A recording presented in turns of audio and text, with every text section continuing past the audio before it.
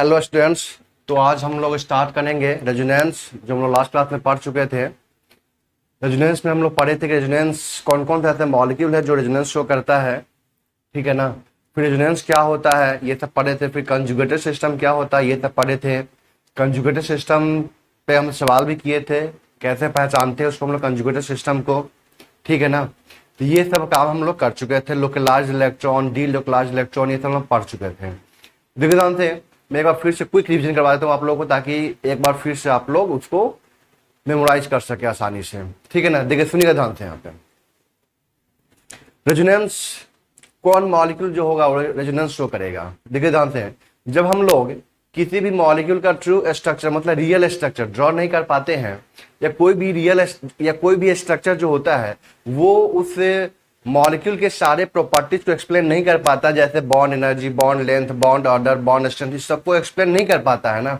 तो उसको हम लोग क्या बोलते हैं कि इसे ये जो मॉलिक्यूल है ना, ये मॉलिक्यूल क्या शो करेगा, आपका रेजोनेंस शो करेगा, ठीक है ना। यहाँ तक क्लियर है। फिर बताया था बेंजीन में क्या था कि बेंजीन का दो स्ट्रक्चर वहां पे आया था। तो बेंजीन का जो स्ट्रक्चर आया था वहां पे वो बेसिकली क्या था कि उसमें एक में क्या मैंने बताया था कि कार्बन का सिंगल बॉन्ड अगर होगा वहां पे तो 1.54 होना चाहिए था, और डबल बॉन्ड होगा तो 1.33 एंगस्ट्रॉम होना चाहिए था। बट एक्चुअली में जो बेंजीन रिंग के अंदर जो कार्बन कार्बन का जो बॉन्ड लेंथ आया वो कितना है आपका 1.39 एंगस्ट्रॉम आया। कितना है यहाँ पे 1.39 एंगस्ट्रॉम आया, ठीक है ना। बॉन्ड ऑर्डर सिंगल बॉन्ड का 1 होता है, बॉन्ड ऑर्डर डबल बॉन्ड का 2 होता है, लेकिन जो बेंजीन में जो बॉन्ड ऑर्डर आया वो कितना है 1.5। मतलब इससे ये साबित होता है कि जो आपका रियल स्ट्रक्चर है वो ये जो दोनों यहाँ पे मैंने ड्रॉ किया था वो नहीं है। वहां पे रियल स्ट्रक्चर मैंने जो यहाँ पे ड्रॉ किया था जिसमें दिखाया था dotted dotted dotted dotted electron cloud घूम रहा है, डिलोकलाइज्ड हो रहा है, वो क्या था उसका रियल स्ट्रक्चर था, ट्रू स्ट्रक्चर था, ठीक है ना। और ये जो रियल स्ट्रक्चर था ना वो सारे प्रॉपर्टीज को एक्सप्लेन कर पा रहा था, ठीक है। इसको हम दूसरा नाम भी देते हैं resonance hybrid structure. Resonance hybrid structure बोलते हैं उसको हम लोग, ठीक है ना। बताऊंगा आगे क्या होता है। तो यहां से ये साबित हो गया था कि इसे ऐसे मॉलिक्यूल जिसका हम लोग स्ट्रक्चर ड्रॉ नहीं कर पाते हैं, या कोई भी स्ट्रक्चर जो ड्रॉ किया हुआ है वो मॉलिक्यूल के सारे प्रॉपर्टीज को एक्सप्लेन नहीं कर पाता है, तो उसको बोलते हैं हम लोग कि ये मॉलिक्यूल क्या शो करेगा, आपका रेजोनेंस शो करेगा, ठीक है ना। हम लोग आगे बढ़ते हैं। आगे में क्या था कि localized and D localised electron. तो लोकलाइज्ड इलेक्ट्रॉन क्या था आपका कि जो आपका इलेक्ट्रॉन पेयर था ना वो दो एटम के बीच में शेयर था, या वहां पे बोले थे कि वो as a lone pair electron भी हो सकता है जो रेजोनेंस में पार्टिसिपेट नहीं करेगा, उसको भी क्या बोलते हैं हम लोग localized electron. D localised electron क्या था वहां पे जो दो एटम से ज्यादा, ठीक है ना, मोर देन 2 एटम्स के बीच में अगर शेयर्ड होता है ना इलेक्ट्रॉन पेयर, तो उसको क्या बोलते हैं हम लोग डी लोकलाइज्ड इलेक्ट्रॉन बोलते हैं। कोई दिक्कत यहां तक क्लियर है। तो ये था क्या आपका लोकलाइज्ड एंड क्या था आपका डी लोकलाइज्ड इलेक्ट्रॉन। अब देखिए ध्यान से वहां पे, अब हम लोग आगे बात किए थे वहां पे कि रेजोनेंस क्या होता है, व्हाट इज रेजोनेंस। रेजोनेंस क्या होता है तो बताए थे यहाँ पे कि delocalization of the pi electron in the parallel P atomic orbital. इसको मैं समझाऊंगा, अभी मैंने समझाया नहीं था इसको, बस वहां पे सिर्फ डेफिनेशन लिख दिया था। नहीं आप बोला था कि रेजोनेंस क्या होता है, तो delocalization of the pi electron in the parallel P atomic orbital is called resonance, ठीक है ना। आगे मैं इसको बताऊंगा, एक्सप्लेन करूंगा कैसे डी लोकलाइजेशन होता है, ठीक है ना। फिर वहां मैंने बताया था कि पाई इलेक्ट्रॉन जो होंगे, कौन कौन से पाई इलेक्ट्रॉन होंगे जो डी लोकलाइज करेगा। तो यहाँ पे क्या बताया थे, निगेटिव चार्ज भी था, unshared pair electron, loan pair electron, double bond, triple bond, ये सब पाई इलेक्ट्रॉन था जो कि डी लोकलाइज करता है। ये सब क्या है, डी लोकलाइज इलेक्ट्रॉन है, डी लोकलाइज पाई इलेक्ट्रॉन है, ठीक है ना। उसके बाद फिर बताए थे इसका एनर्जी ऑर्डर बताए थे कि निगेटिव चार्ज वाले का एनर्जी ऑर्डर सबसे ज्यादा होगा, मतलब वो ज्यादा रेजोनेंस करेगा, निगेटिव चार्ज ज्यादा रेजोनेंस करेगा, क्योंकि निगेटिव चार्ज है ना, तो अपना हमेशा क्या चाहेगा कि निगेटिव चार्ज को कम करना चाहेगा, तो जल्दी से रेजोनेंस करेगा वो। अरे बात समझ में। और रेजोनेंस जब भी होता है तो वहां पे क्या बनता है आपका पाई बॉन्ड का फॉर्मेशन होता है। बताऊंगा, सब बताऊंगा, टेंशन मत लीजिए। तो वहां पे मैंने बोला था कि निगेटिव चार्ज का क्या होगा आपका कि एनर्जी ऑर्डर सबसे ज्यादा होगा। एनर्जी ऑर्डर सबसे ज्यादा होने का मतलब क्या है यहाँ पे, सिंपल सा यहाँ पे क्या बात है कि एनर्जी ऑर्डर ज्यादा है निगेटिव चार्ज का, क्योंकि वो निगेटिव चार्ज जल्दी से अपना किसी को देकर अपने निगेटिव चार्ज से छुटकारा पाना चाह रहा है वो एटम, इसलिए उसका एनर्जी ऑर्डर क्या होगा, ज्यादा होगा। क्यों, क्योंकि वो क्या फील कर रहा है, अनस्टोर फील कर रहा है, इसलिए वो जल्दी से देना चाहता है इलेक्ट्रॉन, इसलिए उसका एनर्जी ऑर्डर क्या होगा, ज्यादा, एनर्जी ज्यादा होगा निगेटिव चार्ज वाले का। फिर क्या था वहां पे लोन पेयर इलेक्ट्रॉन, फिर क्या था आपका डबल बॉन्ड, फिर क्या था आपका ट्रिपल बॉन्ड। डबल बॉन्ड जानते हैं ना कि उसका डबल बॉन्ड ट्रिपल बॉन्ड में जानते हैं ना कि ट्रिपल बॉन्ड स्ट्रॉन्गर बॉन्ड होता है as compare to the double bond, इसलिए जल्दी से वो ब्रेक नहीं करेगा ट्रिपल बॉन्ड, लेकिन डबल बॉन्ड आसानी से ब्रेक कर जाएगा। ठीक है ना, उससे पहले क्या था, पर लोन पे ऑफ इलेक्ट्रॉन। क्लियर है यहाँ तक? ठीक है। उसके बाद हम लोग बात करें किए थे कि where resonance takes place, resonance will take place in the conjugated system. अब कंजुगेटेड सिस्टम क्या होता है, the system having parallel P atomic orbital and having at least one pi electron pair, उसको क्या बोलते हैं हम लोग, कंजुगेटेड सिस्टम।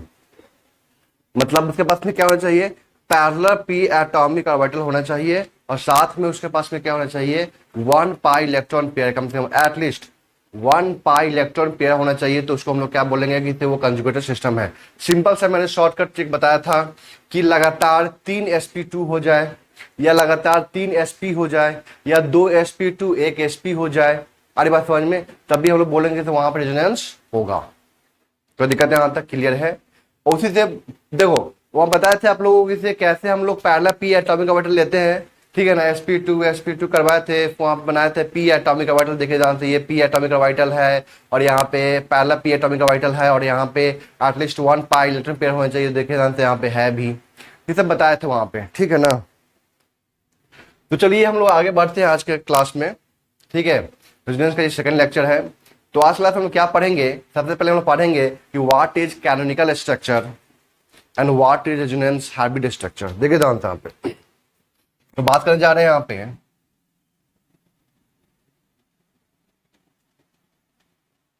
कैनोनिकल स्ट्रक्चर, या तो बोलते हैं हम लोग क्या,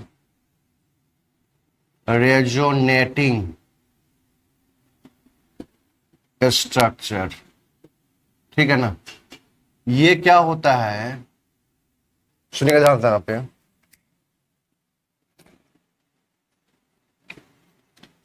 the structure having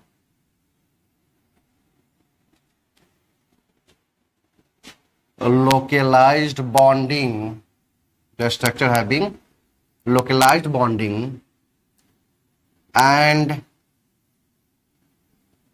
cannot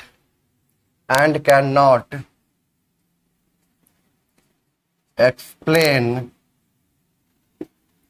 all the properties and cannot explain all the properties of the molecule। Properties जानते हैं ना, बताए थे ना कल क्लास में, like bond order, bond energy, bond length, bond strength, etc. Then it is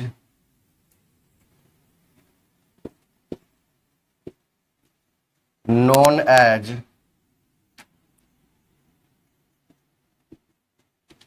canonical structure or resonating structure। ठीक है ना, यहाँ पे क्या बोला कि the structure having localized bonding and can not explain all the properties of the molecule. ठीक है ना, देखिए ध्यान से यहाँ पे, तो मैं यहाँ पे बेंजीन का बनाया था स्ट्रक्चर, चेक कीजिए। ठीक है ना, the structure having localized bonding, इसके पास में क्या है, लोकलाइज्ड बॉन्डिंग है, मतलब ये जो बॉन्ड है वो अभी डी लोकलाइज तो कर नहीं रहा है। ठीक है ना, लोकलाइज्ड बॉन्डिंग है। हम जानते हैं कि ये जो होता है, ये जो स्ट्रक्चर है बेंजीन का, ये सारे प्रॉपर्टीज को एक्सप्लेन भी नहीं कर पा रहा है। ये भी देखे थे हम लोग लास्ट क्लास में। ठीक है ना, ये यहाँ पे हम लोग दूसरा स्ट्रक्चर इसका ड्रॉ किए थे, याद कीजिए। इधर में था पाई बॉन्ड ऐसे, तो इस दोनों को हम लोग क्या बोलेंगे, कैनोनिकल स्ट्रक्चर। क्या बोलेंगे इसको हम लोग, कैनोनिकल स्ट्रक्चर, या इसको क्या बोलते हैं हम लोग, रेजोनेटिंग स्ट्रक्चर। सारी बात समझ में क्लियर है। ये है आपका क्या, कैनोनिकल स्ट्रक्चर या तो रेजोनेटिंग स्ट्रक्चर। अब दूसरा यहाँ पे क्या आता है आपका, resonance hybrid structure. Resonance hybrid structure क्या होता है, सुनिए ध्यान से यहाँ पे, बस यहाँ पे क्या करना है आपको, the structure having delocalized bonding, यहाँ पे क्या लगा देना है, de, delocalized bonding, and can, यहाँ पे कैन नॉट नहीं, can explain all the properties of the molecule like bond order, bond energy, bond length, bond strength, etc. then it is known as, यहाँ पे क्या बोलना है आपको, रेजोनेंस हाइब्रिड स्ट्रक्चर। बस मैं इतना ही करने जा रहा हूं यहाँ पे, देखिए ध्यान से यहाँ पे।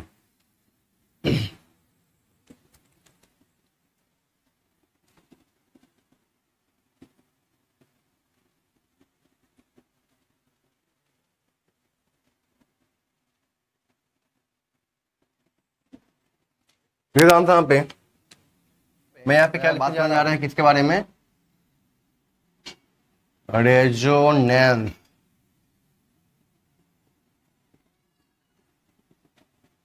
Hybrid structure.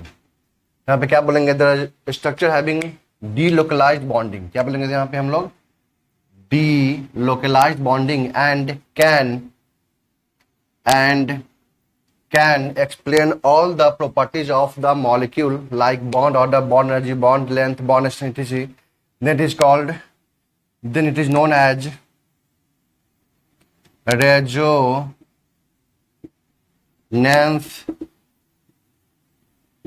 hybrid structure। Resonance hybrid structure क्या होगा? देखिए ध्यान से, इसका जो रेजोनेंस हाइब्रिड स्ट्रक्चर होगा कुछ इस तरह का होगा। देखिए ध्यान से यहाँ पे, इसको क्या बोलेंगे हम लोग? Resonance hybrid structure. ये कैनोनिकल स्ट्रक्चर है और ये क्या है आपका? Resonance hybrid structure. अरे बात समझ में? इसमें क्या है कि डीलोकलाइज्ड बॉन्डिंग है। बॉन्ड क्या है? डीलोकलाइज कर रहे हैं यहाँ पे। बॉन्ड मतलब क्या है? इलेक्ट्रॉन पेयर, वो डीलोकलाइज कर रहे हैं यहाँ पे। और ये जो है सारे प्रॉपर्टीज को एक्सप्लेन भी कर रहा है, ठीक है ना? Bond energy, bond length, bond order को सबको एक्सप्लेन कर रहा है यहाँ पे। इसलिए इसको क्या बोलते हैं हम लोग? Resonance hybrid structure. ध्यान से, रेजोनेंस हाइब्रिड स्ट्रक्चर को कैसे ड्रॉ करते हैं सुनिए ध्यान से यहाँ पे। मान लेते हैं, चलिए हटाइए इसको, ड्रॉ करना आपको सिखा रहा हूँ। देखिए ध्यान से यहाँ पे क्या करना है आपको, सिंपल सा। यहाँ पे क्या है आपका? सिंगल बॉन्ड, यहाँ पे क्या है? डबल बॉन्ड, ठीक है ना? हम जानते हैं कि इसे हाइब्रिड क्या होता है? दोनों के बीच का होता है, तो ना सिंगल होगा ना ही डबल होगा, तो बीच का क्या होगा? डेढ़ा। ये क्या है? ये डबल है, ये सिंगल है ना, तो बीच में क्या आ जाएगा? डेढ़ा आएगा ना, मतलब 1.5 गुना। अरे बात समझ में? तो हम यहाँ पे क्या करेंगे? डॉटेड डॉटेड दिखाएंगे यहाँ पे, ठीक है ना? फिर यहाँ पे उसी तरह, फिर यहाँ पे उसी तरह, फिर यहाँ पे सब तरह आ जाएगा। अरे बात समझ में? कोई दिक्कत है यहाँ तक? इसको क्या बोलते हैं हम लोग? Delocalised bonding. कोई दिक्कत है यहाँ तक? क्लियर है?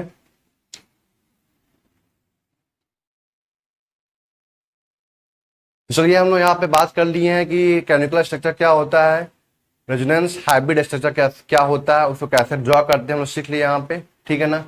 अब हम लोग यहाँ पे कुछ कॉन्सेप्ट की बात करेंगे। देखिए ध्यान से यहाँ पे,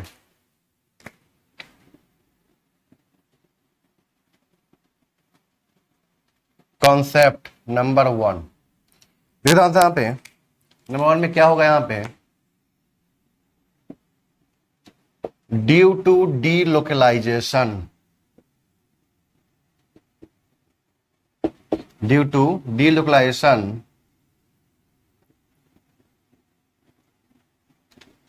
partial pi bond is formed. देखे भी थे हम लोग यहाँ पे अभी जस्ट कि डीलोकलाइजेशन की वजह से क्या होता है कि पार्शियल पाई बॉन्ड का फॉर्मेशन होता है, ठीक है ना? अब देखिए ध्यान से यहाँ पे, हम यहाँ पे बात करें बॉन्ड लेंथ का, सिंगल बॉन्ड है और ये आपका क्या है? पार्शियल पाई बॉन्ड है, डबल बॉन्ड है, ठीक है ना? और यहाँ पे क्या है आपका? पार्शियल ट्रिपल बॉन्ड है और ये क्या है आपका? ट्रिपल बॉन्ड है। बताइए यहाँ पे पहला हम लोग बात करें बॉन्ड लेंथ, किसका ज्यादा होगा? सिंगल बॉन्ड का ज्यादा होगा, फिर पार्शियल डबल बॉन्ड का, फिर डबल बॉन्ड का, पार्शियल ट्रिपल बॉन्ड का, फिर ट्रिपल बॉन्ड का। कोई दिक्कत है यहाँ तक?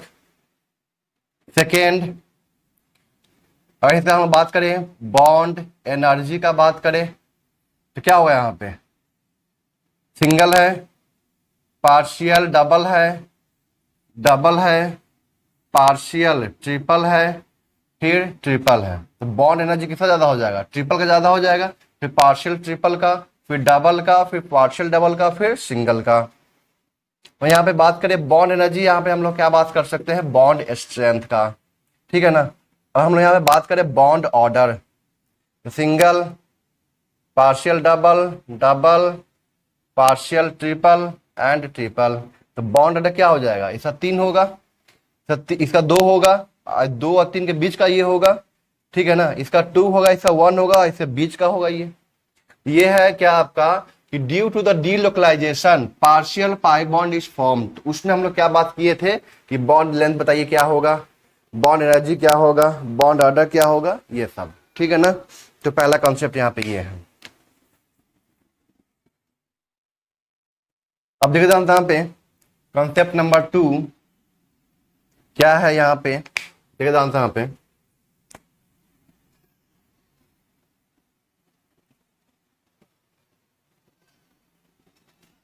resonance hybrid structure is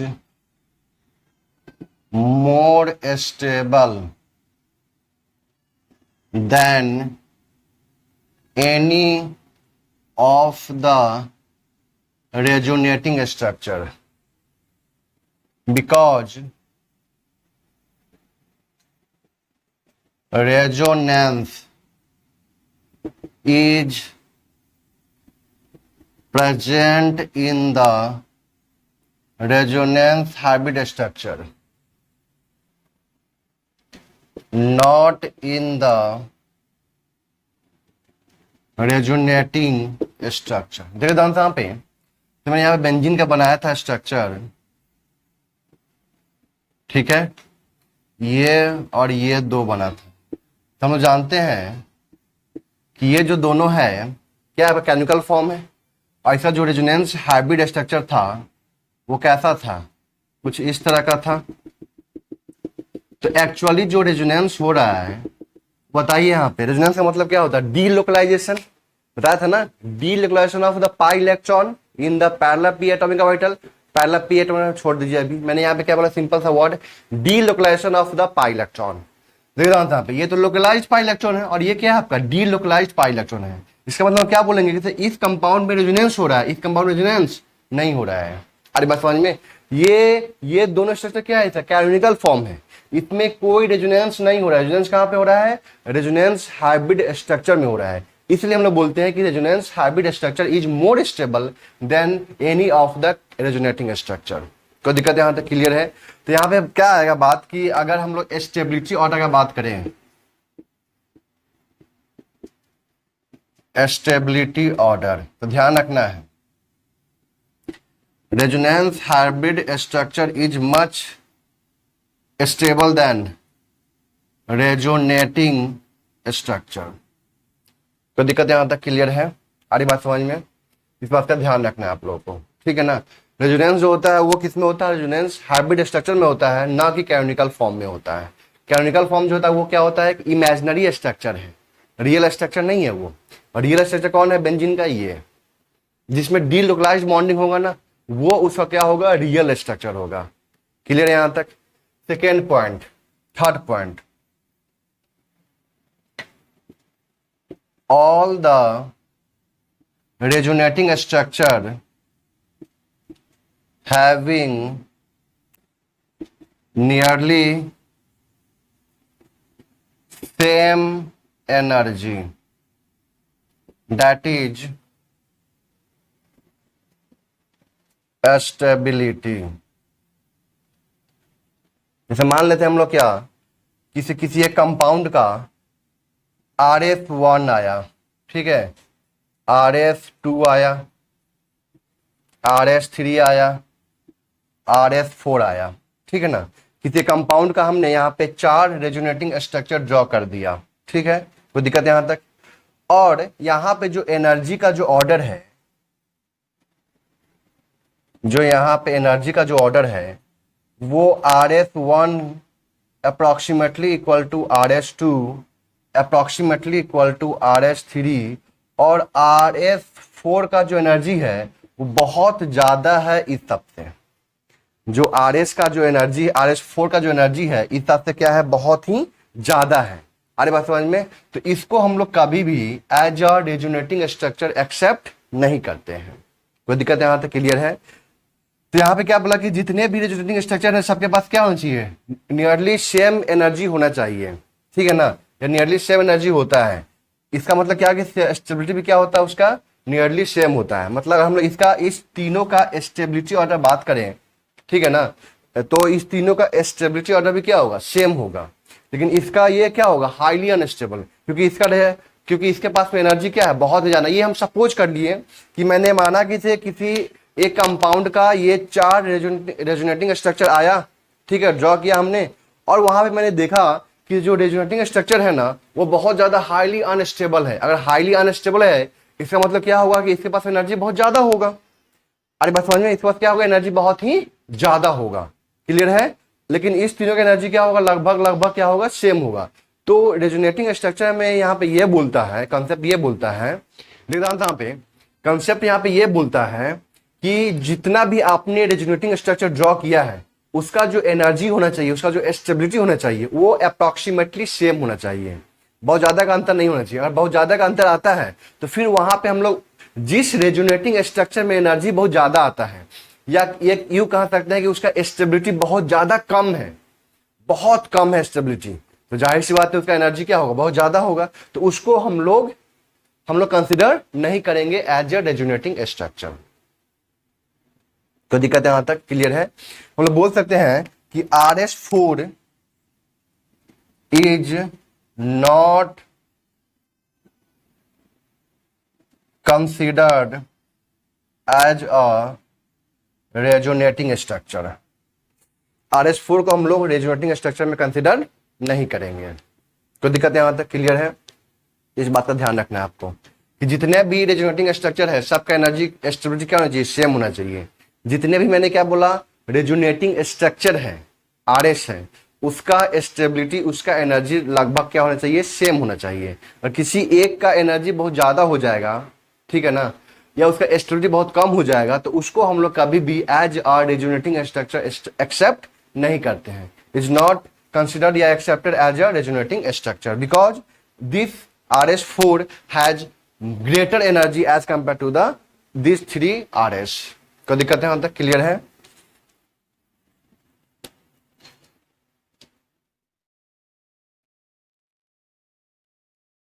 हम देखते हैं यहां पे थर्ड पॉइंट क्या है।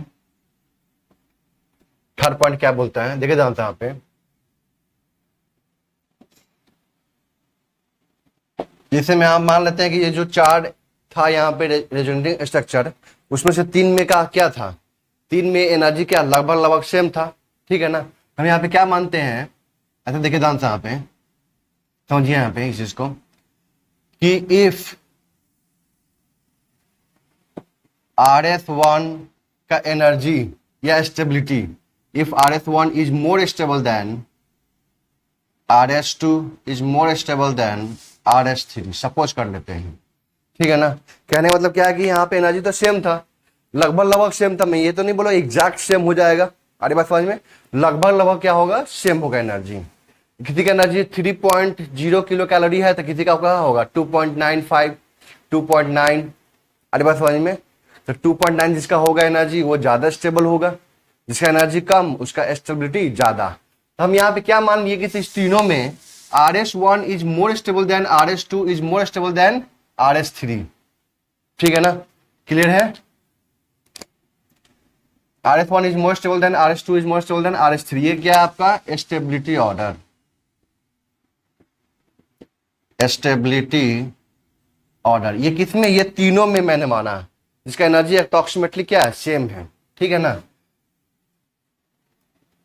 देन हम क्या बोल सकते हैं यहाँ पे कि RS1 is a better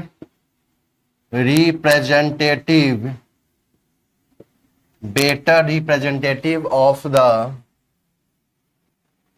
RS1 is a better representative of the real structure। कहने का मतलब क्या है यहाँ पे कि जो रियल स्ट्रक्चर होगा ना, ठीक है ना, अगर यहाँ पे तीनों में RS1 इज मोर स्टेबल है तो हम लोग बोल सकते हैं कि जो रियल स्ट्रक्चर होगा, ठीक है ना, रियल स्ट्रक्चर को ये बेटर रिप्रेजेंट कर सकता है। मतलब हम लोग बोल सकते हैं कि जो मेरा रियल स्ट्रक्चर होगा वो लगभग लगभग RS1 के जैसा होगा, एग्जैक्ट नहीं बोल सकते हैं, उसका लगभग लगभग मतलब अप्रोक्सीमेटली उसके जैसा होगा RS1 के। तो दिक्कत यहां तक क्लियर है? मतलब इसमें जो बॉन्डिंग पैटर्न होगा ना वही यहां भी फॉलो करना पड़ेगा उसको, क्लियर है। मतलब पूरा एग्जैक्ट नहीं, लगभग लगभग क्या होगा वहां पे सेम होगा इसका, क्लियर है। क्योंकि ये जो RS1 है is the better representative for the real structure because RS1 is more stable. RS1 is more stable. कोई दिक्कत यहां तक क्लियर है? अब देखिए यहां पे तो हम जानते हैं कि जो रियल स्ट्रक्चर है उसका एनर्जी क्या होगा, सबसे कम होगा। अब हम यहाँ पे एनर्जी का बात करें तो ठीक है, ये क्या है आपका रियल स्ट्रक्चर, ठीक है। और यहां मानते हैं पे क्या RS1 क्या है मोर स्टेबल, इससे उसका एनर्जी क्या होगा कम होगा। तो ये जो होगा आपका क्या RS1 का होगा,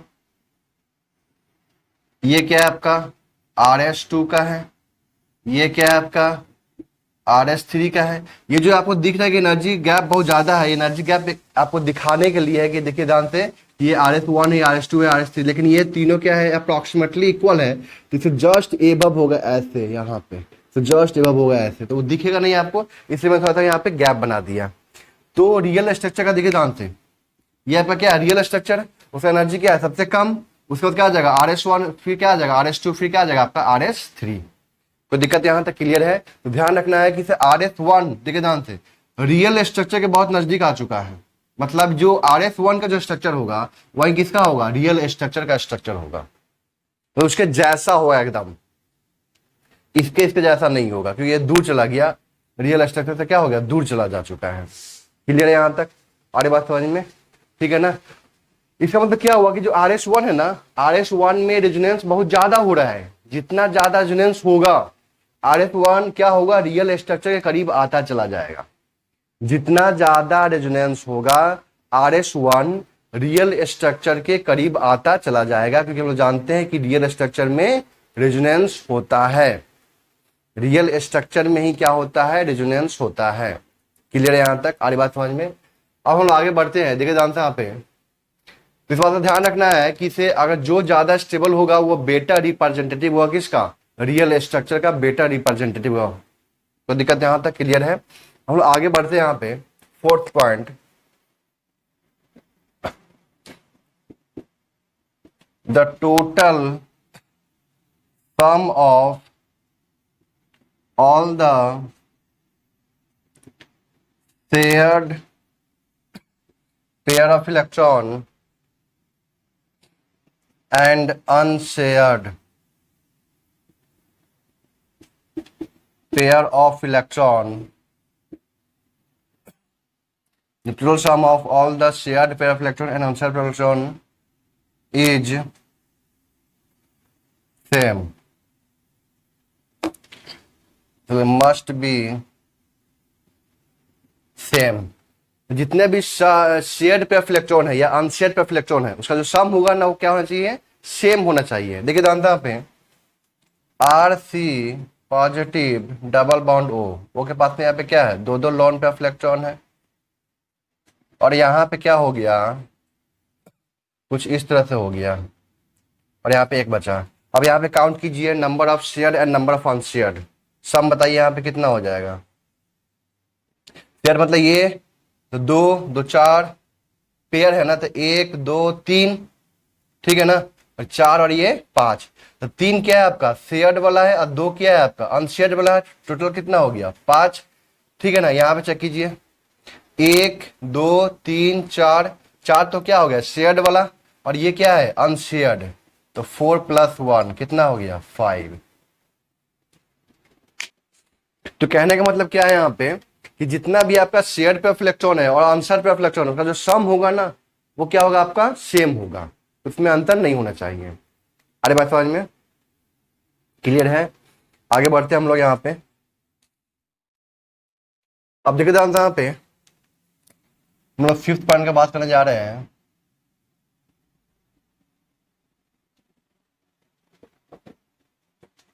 the total number of unpaired, total number of unpaired electron must be same। मतलब अनपेयर इलेक्ट्रॉन का भी जो नंबर होना चाहिए वो क्या होना चाहिए सेम होना चाहिए। For example CH2 double bond CH CH2 dot CH2 dot CH double bond CH2, ठीक है। और तीसरा मैंने यहां बनाया CH2 CH CH2।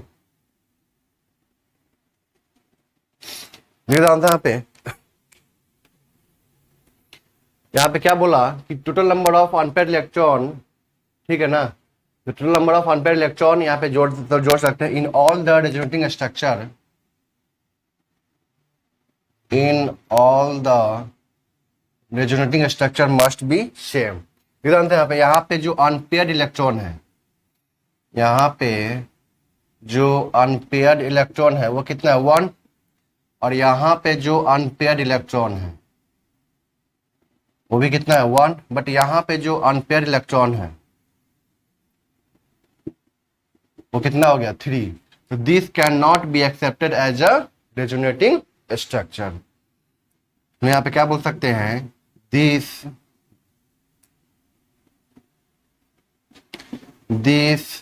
Can not be accepted as the resonating structure। उसको हम लोग रेजोनेटिंग स्ट्रक्चर तौर पे एक्सेप्ट नहीं कर सकते हैं। क्लियर यहां तक, आगे बात समझ में। जो टोटल सम होना चाहिए ना शेयर्ड एंड अनशेयर्ड पेयर का, वो भी सेम होना चाहिए सारे रेजोनेटिंग स्ट्रक्चर में। उसी तरह जितने भी अनपेयर्ड इलेक्ट्रॉन है उसका भी सम क्या होना चाहिए, सेम होना चाहिए सारे रेजोनेटिंग स्ट्रक्चर में। क्लियर है। तो ये जो मैंने 5 पॉइंट बताया वो क्या आप लोग क्लियर हो गया। पहला पॉइंट मैंने यहाँ पे क्या बताया था कि due to the delocalization partial pi bond is formed.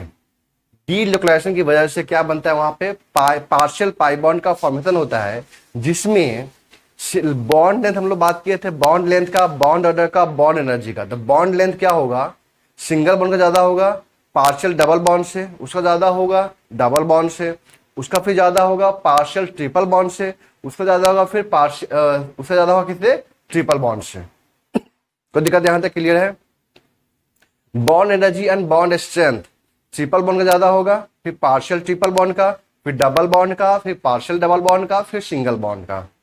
तो दिक्कत यहां तक। बॉन्ड ऑर्डर भी वही, bond energy, bond strength and bond order, तीनों का क्या हो जाएगा, ऑर्डर सेम रहेगा। क्लियर है यहाँ पे। फिर हम यहाँ पे बात की यहाँ पे क्या कि जो रेजोनेंस होता है वो बेसिकली किसमें होता है, रेजोनेंस हाइब्रिड स्ट्रक्चर में होता है, रेजोनेटिंग स्ट्रक्चर में नहीं होता है। इसलिए जो रेजोनेंस हाइब्रिड स्ट्रक्चर होता है ना वो क्या होता है, आपका मोर स्टेबल होता है।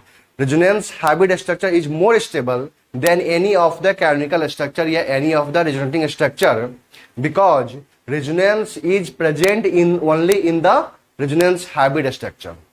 रेजोनेंस सिर्फ और सिर्फ किसमें प्रेजेंट होता है, आपका हाइब्रिड स्ट्रक्चर में। रेजोनेंस का मतलब क्या होता है, delocalization of the pi electron. तो रेजोनेंस हाइब्रिड स्ट्रक्चर में तो ही क्या होता है कि पाई इलेक्ट्रॉन डीलोकलाइज करता है, ठीक है ना। रेजोनेटिंग स्ट्रक्चर या कैनोनिकल स्ट्रक्चर में पाई इलेक्ट्रॉन डीलोकलाइज नहीं करता है। आरी बात समझ में यहाँ तक क्लियर हुआ। फिर मैं बात किया था यहाँ पे क्या कि जितने भी आपके रेजोनेटिंग स्ट्रक्चर हैं वो सबका जो स्टेबिलिटी होगा, एनर्जी होगा, वो क्या होगा, अप्रोक्सीमेटली सेम होगा। अगर स्टेबिलिटी है, अगर हम लोग स्टेबिलिटी का बात करें, ठीक है ना, तो जैसे मान लो किसी कंपाउंड का मैंने यहाँ पे 4 रेजोनेटिंग स्ट्रक्चर ड्रॉ किया, ठीक है ना, जिसमें से मुझे ये पता चला कि 3 रेजोनेटिंग स्ट्रक्चर लगभग सेम स्टेबिलिटी का है, लेकिन जो चौथा रेजोनेटिंग स्ट्रक्चर है वो हाईली अनस्टेबल है। अगर वो हाईली अनस्टेबल है इसका मतलब क्या होगा कि उसका जो एनर्जी होगा बहुत ज्यादा होगा। अगर उसका एनर्जी बहुत ज्यादा है तो उसको हम लोग कभी भी as a resonating structure accept नहीं कर सकते हैं।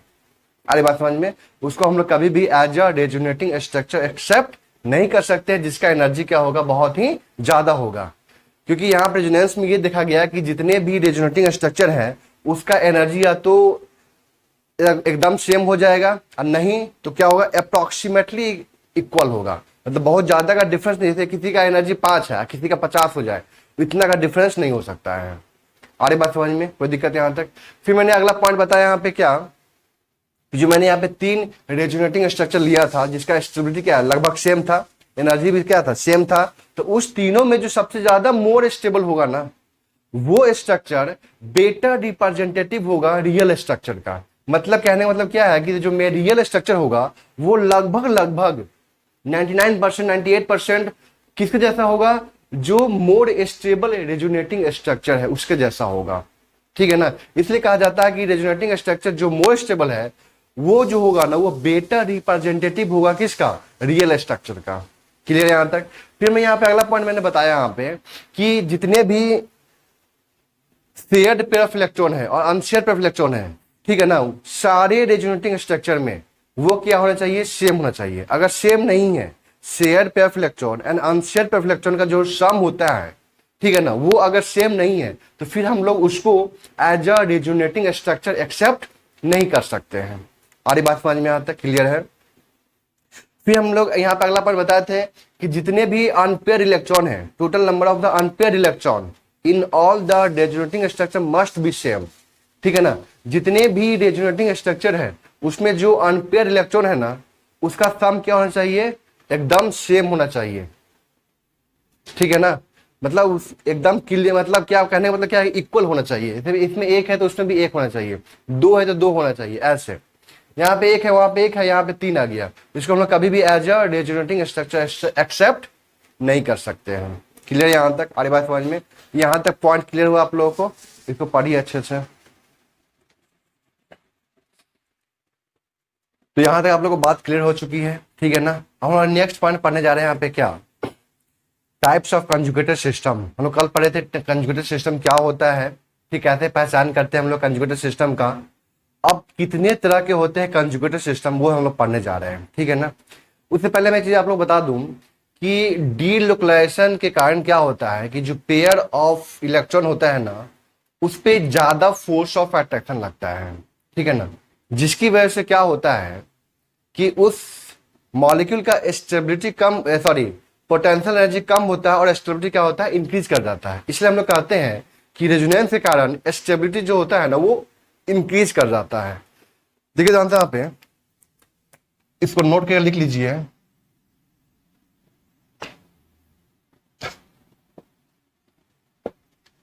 Due to delocalization, due to delocalization of pi electron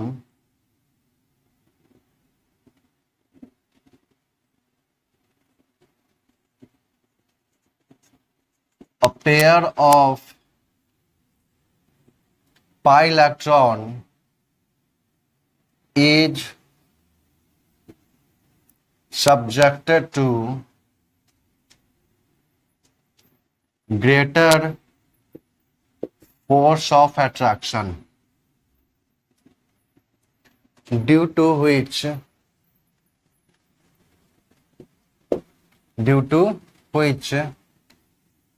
potential energy decreases and stability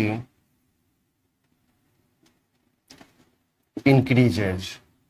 हम लोग बोलते हैं क्या कि रेजोनेंस increases the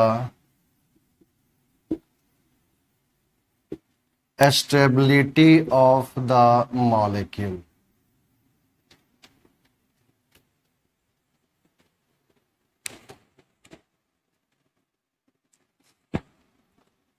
देखिए जानते हैं यहाँ पे कैसे, यहाँ पे क्या बोला कि due to the delocalization of the pi electron a pair of pi electron is subjected to greater force of attraction, ठीक है ना, due to which potential energy decreases and stability increases. इसलिए हम लोग क्या बोलते हैं कि रेजोनेंस जो होता है ना वो मॉलिक्यूल के स्टेबिलिटी को इंक्रीज करता है। कैसे, देखिए जानते हैं यहाँ पे,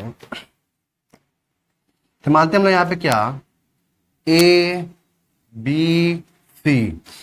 अभी यहाँ पे ये क्या था, आपका इलेक्ट्रॉन पेयर था, रेजोनेंस किया। अब कैसे किया वो बताता हूं मैं आगे। रेजोनेंस किया यहाँ पे और यहाँ पे आ गया क्या, पाई इलेक्ट्रॉन पेयर। ये जो पाई इलेक्ट्रॉन पेयर है इस पे ए और बी के न्यूक्लियस का फोर्स ऑफ अट्रैक्शन लग रहा है, कोई दिक्कत है यहां तक। अब ये डीलोकलाइज करके यहाँ पे आ चुका है, तब यहाँ पे एक्स्ट्रा किसका लगा, सी का लगा फोर्स ऑफ अट्रैक्शन। और जब भी हम जानते हैं कि फोर्स ऑफ अट्रैक्शन लगता है तो एनर्जी कम होती है, स्टेबिलिटी बढ़ती है, ठीक है ना। तो हम लोग पूछे तुमसे कि बताओ कि इस पाई इलेक्ट्रॉन पेयर पे कितने एटम का फोर्स ऑफ अट्रैक्शन लगा ओवरऑल? तो 3 एटम का फोर्स ऑफ अट्रैक्शन लगा। कोई दिक्कत है यहां तक? हो सकता है 6 का भी लग जाए, हो सकता है 5 का लगे। तो कहने का मतलब क्या होता है कि रेजोनेंस में क्या होता है कि डीलोकलाइजेशन की वजह से उस पाई इलेक्ट्रॉन पेयर पे फोर्स ऑफ अट्रैक्शन ज्यादा लगता है। 3 या 3 से ज्यादा एटम का, 3 से ज्यादा न्यूक्लियस का फोर्स ऑफ अट्रैक्शन लगता है उस पाई इलेक्ट्रॉन पेयर पे, जिसकी वजह से क्या होता है, उसका स्टेबिलिटी क्या होता है, इंक्रीज कर जाता है। इसलिए हम लोग बोलते हैं कि रेजोनेंस जो होता है ना, रेजोनेंस के कारण क्या होता है कि मॉलिक्यूल का स्टेबिलिटी इंक्रीज करता है। अरे बात समझ में यहाँ तक? जैसे यहाँ पे देखे थे बेंजीन, तो देखे थे यहाँ पे, तो बेंजीन हम लोग देखे थे क्या यहाँ पे, जैसे ये पाई इलेक्ट्रॉन ऐसे पूरा रिवॉल्व कर रहा था, डीलोकलाइज कर रहा था रिंग के अंदर। तो यहाँ पे बताइए कि ये जो पाई इलेक्ट्रॉन है, ठीक है ना, अभी यहाँ भी है, इस दोनों न्यूक्लियस के बीच में है, अब यही आगे भी बढ़ रहा है, यहाँ भी आ गया, आगे बढ़ा यहाँ भी आ गया, आगे बढ़ा यहाँ भी आ गया, यहाँ भी आ गया। तो यहाँ पे क्या हुआ, 6 एटम का, 6 एटम का, 6 न्यूक्लियस का यहाँ पे क्या लगा, फोर्स ऑफ अट्रैक्शन लगा। इसलिए हम लोग कहते हैं कि this is more stable, resonance hybrid structure is more stable than any of the canonical structure. क्यों? क्योंकि कैनोनिकल स्ट्रक्चर में क्या होता है, देखिए ध्यान से यहाँ पे, कैनोनिकल स्ट्रक्चर में क्या होता है, ये जो पाई बॉन्ड है ना, ये मतलब जो पाई इलेक्ट्रॉन है, बस यही दोनों न्यूक्लियस के बीच में है। यहां का पाई इलेक्ट्रॉन इसी दोनों न्यूक्लियस के बीच में है, यहां का पाई इलेक्ट्रॉन इसी दोनों न्यूक्लियस के बीच में है। चेक कीजिए, अरे बात समझ में? तो इस इलेक्ट्रॉन पे 2 ही एटम का फोर्स ऑफ अट्रैक्शन लगेगा, इस इलेक्ट्रॉन पे 2 ही एटम का फोर्स ऑफ अट्रैक्शन लगेगा, इस इलेक्ट्रॉन पे भी 2 ही एटम का फोर्स ऑफ अट्रैक्शन लगेगा। लेकिन यहाँ पे जो इलेक्ट्रॉन है, क्या आपको दिखाई दे रहा है यहाँ पे? नहीं ना, ठीक है ना। ये इलेक्ट्रॉन यहाँ भी हो सकता है, यहाँ भी हो सकता है, यहाँ भी हो सकता है, यहाँ भी हो सकता है, यहाँ भी हो सकता है। तो क्या क्या कर रहा है, डीलोकलाइज कर रहा है ना, पूरे रिंग के अंदर क्या कर रहा है, वो घूम रहा है। अरे बात समझ में, रिवॉल्व कर रहा है।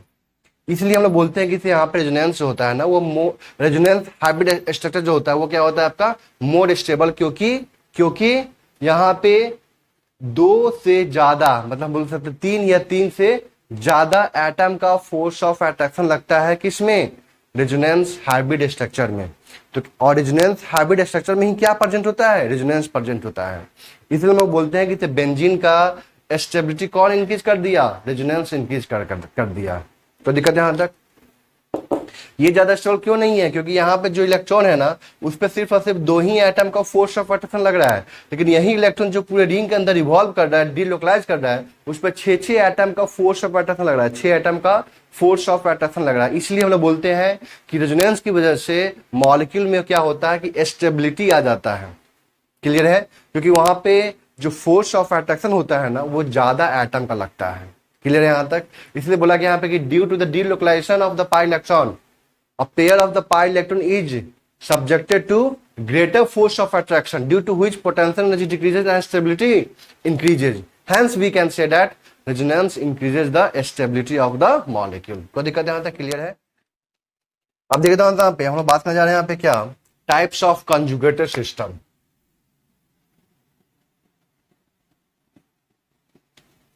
Types of conjugated system, types of conjugated system. तो कल के डेट में हम लोग क्या पढ़े थे, कंजुगेटेड सिस्टम क्या होता है, ये सब पढ़ चुके थे हम लोग, ठीक है ना। System having parallel p atomic orbital along with at least 1 pi electron pair. अब बताए थे रेजोनेंस कहाँ पे होता है, रेजोनेंस उस मॉलिक्यूल में होता है या उस मॉलिक्यूल के उस पाथ तक होता है जहां तक प्लेनरिटी मेंटेन रहता है। बताए थे नहीं सब चीज, मतलब sp है तो sp2 होना चाहिए, sp3 नहीं होना चाहिए, फिर वहां पर रेजोनेंस नहीं हो पाएगा। अब देखिए यहाँ पे जो कंजुगेटेड सिस्टम है, वो 7 तरह के हमें कंजुगेटेड सिस्टम पढ़ना है। जिसमें पहला मैं लिखने जा रहा हूं यहाँ पे, देखिए यहाँ पे pi sigma vacant atomic orbital. मतलब क्या हुआ यहाँ पे कि एटम हैविंग पॉजिटिव चार्ज और neutral must have vacant atomic orbital. देख दो आंसर यहाँ पे, pi sigma vacant atomic orbital. यहाँ पे क्या बोला कि जो एटम होना चाहिए वैकेंट एटॉमिक ऑर्बिटल उस एटम में होगा जिसके पास में क्या होगा, पॉजिटिव चार्ज। और क्या होगा, क्या हो सकता है, वो एटम न्यूट्रल हो सकता है। लेकिन जिसके पास में पॉजिटिव चार्ज है, ये जरूरी नहीं है कि उसके पास में वैकेंट एटॉमिक ऑर्बिटल होगा, ठीक है ना। इसलिए यहाँ पे मैंने क्या लिखा है यहाँ पे लाइन कि एटम जिसके पास में पॉजिटिव चार्ज है उसके पास में वैकेंट एटॉमिक ऑर्बिटल होना जरूरी है। तो दिक्कत है यहां तक, क्लियर है। यह क्या हो सकता है, न्यूट्रल। मैं यहाँ पे एग्जांपल लेता हूं, देखिए ध्यान से यहाँ पे, CH2 डबल बॉन्ड CH2 पे पॉजिटिव चार्ज, ठीक है। जब भी इसका हम लोग सेकेंड रेजोनेटिंग स्ट्रक्चर बनाएंगे ना, तो इसमें ऐसे डबल हेडेड एरो से शो करेंगे, ठीक है। और इसमें दूसरा बनेगा यहाँ पे क्या, CH2 पे positive charge CH double bond CH2, ठीक है। कल आप लोगों को बताया था इसका ऑर्बिटल डायग्राम, याद है कुछ। ये क्या था आपका sp2, ये भी क्या है आपका sp2, और ये भी क्या है आपका sp2। यहाँ पे क्या लिखा, pi sigma vacant atomic orbital. तो ध्यान से यहाँ पे पाई सिग्मा, और इस एटम पे क्या है, वैकेंट एटॉमिक ऑर्बिटल है। इस एटम पे क्या है, यहाँ पे वैकेंट एटॉमिक ऑर्बिटल है, sp2 है ना, sp2 है ना। हम जानते हैं ना कि कार्बोन के पास में क्या होता है, एक p एटॉमिक ऑर्बिटल क्या होता है, वैकेंट होता है, बताए थे सब इंडक्टिव फैक्ट में, ठीक है ना। ध्यान रखना आपको यहाँ पे क्या, ये जो pi sigma vacant atomic orbital है ना, ठीक है ना, इसमें हम लोग दो तरह का चीजें पढ़ेंगे। पहला क्या पढ़ेंगे हम लोग यहाँ पे, पाई सिग्मा पॉजिटिव चार्ज। दूसरा क्या पढ़ेंगे हम लोग, पाई सिग्मा न्यूट्रल, ठीक है ना, पाई सिग्मा न्यूट्रल एटम। तो अभी जो हम पढ़ने जा रहे हैं वो क्या है, पाई सिग्मा पॉजिटिव चार्ज पढ़ने जा रहे हैं, ठीक है ना। अब देखिए यहाँ पे कार्बन sp2 है तो प्लेनर होगा, 3 बॉन्ड प्लेन में, CH single bond CH H। और हम जानते हैं कि इसे sp2 प्लेनर है तो यहाँ पे P जो होगा वो क्या होगा, परपेंडिकुलर होगा, तो कुछ इस तरह से होगा।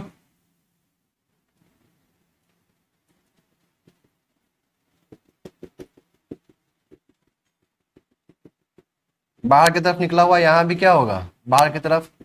इसके पास में क्या है, पैरेलल p एटॉमिक ऑर्बिटल आ चुका है, और साथ में एटलीस्ट 1 पाई इलेक्ट्रॉन पेयर भी है, मतलब कंजुगेटेड सिस्टम है। और यहाँ पे मैंने क्या बताया था कि लगातार क्या देखना, 3 sp2, देखिए ध्यान से sp2 आ रहा है,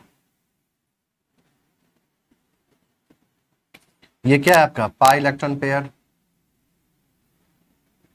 है ना ये। अरे बात समझ में। अब यहाँ पे क्या बोला, यहाँ पे क्या होता है resonance, delocalization of the pi electron in the parallel p atomic orbital, in the parallel p atomic orbital। यहाँ पे क्या है, पॉजिटिव चार्ज। अरे बात समझ में आता, क्लियर है।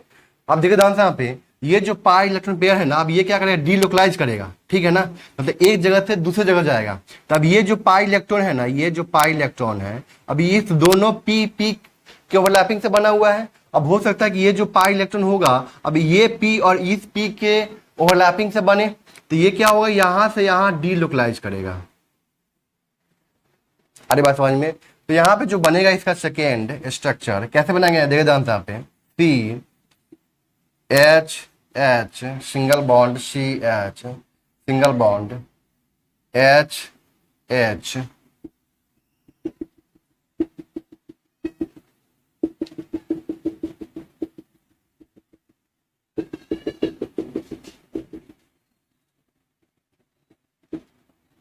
अब यहां पे क्या हो जाएगा, इस दोनों के बीच में आ जाएगा पाई बॉन्ड,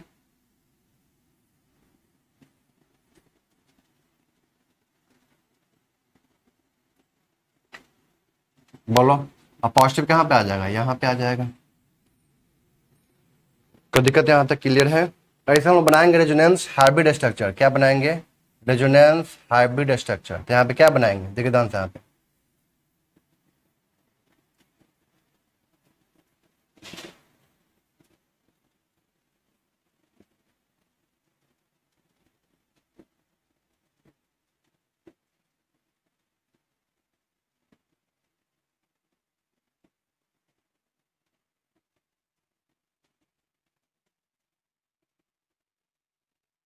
ठीक है, यहां पे पार्शियल पाई बॉन्ड, यहां भी क्या आ गया, पार्शियल पाई बॉन्ड। ये तो हो गया इसका क्या, ऑर्बिटल डायग्राम। ये आपको नहीं बनाना है हमेशा, ये तो मैंने बता दिया यहाँ पे कि देखना, यहाँ पे क्या है, पैरेलल पी एटॉमिक ऑर्बिटल है, जिसमें क्या हो रहा है कि अभी ये जो पाई इलेक्ट्रॉन अभी इस दोनों के बीच में ओवरलैपिंग कर रहा है, अब यही पाई इलेक्ट्रॉन अभी इस दोनों के बीच में ओवरलैपिंग कर रहा है अगले स्ट्रक्चर में, देखिए ध्यान से। ठीक है, तो यहाँ पे जो पाई इलेक्ट्रॉन है ना, वो क्या कर रहा है, डीलोकलाइज कर रहा है, एक जगह से दूसरे जगह जा रहा है, इसी बोलते हैं delocalization of the pi electron in the parallel P atomic orbital. आ रही बात समझ में, उसको क्या बोलते हैं हम लोग, क्या, रेजोनेंस। ठीक है ना, delocalization of the pi electron in the parallel P atomic orbital is known as resonance. वही हो रहा है, देखिए ध्यान से। अब बताए थे आपको क्या कि रेजोनेंस हाइब्रिड स्ट्रक्चर कैसे ड्रॉ करते हैं, हाइब्रिड है ना, तो यहाँ पे बोला, देखिए ध्यान से, ये स्ट्रक्चर क्या बोल रहा है, डबल बॉन्ड, और ये क्या बोल रहा है, सिंगल बॉन्ड। दोनों के बीच में क्या होगा, पार्शियल डबल बॉन्ड। देखिए ध्यान से, पार्शियल डबल बॉन्ड, कोई दिक्कत यहाँ तक क्लियर है, अरे बात समझ में। यहाँ पे क्या बोला, सिंगल बॉन्ड, और यहाँ पे क्या बोला, डबल बॉन्ड, तो दोनों के बीच का बॉन्ड क्या, पार्शियल डबल बॉन्ड। चेक कीजिए, ठीक है ना। अब यहाँ पे हम लोग कैसे ड्रॉ करेंगे, इसको सीखिएगा इस चीज को। देखिए ध्यान से, यहाँ पे हम लोग क्या करना है, एरो दिखाना है। ये क्या है आपका इलेक्ट्रॉन, पाई इलेक्ट्रॉन, यहां से इसे सेंटर से उठाना है, इसे सेंटर पे लाके डाल देना है, इस एरो को यहाँ पे सेंटर की तरफ दिखाना है। ठीक है ना, ये जो एरो है ना, इसका हेड सेंटर पे, इसका टेल भी क्या होगा, सेंटर पे। तो यहाँ पे ये बन गया। अब हमें क्या बनाना है, इसका रेजोनेंस हाइब्रिड स्ट्रक्चर। तो कैसे बनाएंगे इसका हम लोग, रेजोनेंस हाइब्रिड स्ट्रक्चर कैसे बनाएंगे, तो देखिए ध्यान से, यहाँ पे CH2, देखिए जो डीलोकलाइज कर रहा है ना, उसको पहले हटा दीजिए। तो कौन कौन कर रहा है, पाई इलेक्ट्रॉन कर रहा है और साथ में पॉजिटिव चार्ज कर रहा है। तो यहाँ पे एक सिंगल बॉन्ड तो बचा ना, सिंगल बॉन्ड मतलब sigma bond, CH single bond CH2, ये लिख दिया यहाँ पे। पाई कौन कर रहा है, positive charge and pi electron. तो यहाँ पे बोला डबल बॉन्ड, और यहाँ पे क्या बोला, सिंगल बॉन्ड। दोनों के बीच का बॉन्ड क्या हो जाएगा, पार्शियल डबल बॉन्ड। यहाँ बोला सिंगल बॉन्ड, यहाँ पे क्या बोला, डबल बॉन्ड, तो यहाँ पे क्या हो जाएगा, पार्शियल डबल बॉन्ड। ठीक है ना, यहाँ पे पॉजिटिव चार्ज है, यहाँ पे पॉजिटिव नहीं है, तो क्या होगा, पार्शियल पॉजिटिव चार्ज। यहाँ पे पॉजिटिव चार्ज नहीं है और यहाँ पे है, तो क्या हो जाएगा, पार्शियल पॉजिटिव चार्ज। तो दिक्कत यहां तक क्लियर है। और यहाँ भी देखो ध्यान से, यहाँ पे क्या आ जाएगा आपका, पार्शियल पॉजिटिव चार्ज दोनों एटम पे। क्लियर है यहाँ तक।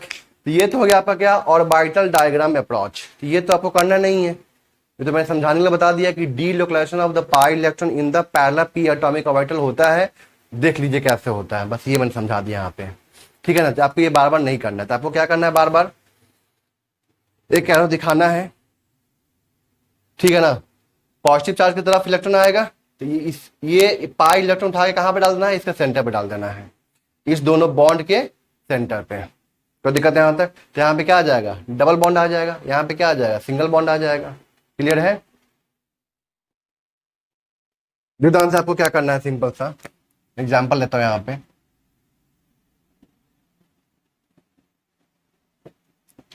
CH2 double bond CH double bond CH, CH2 पे पॉजिटिव चार्ज।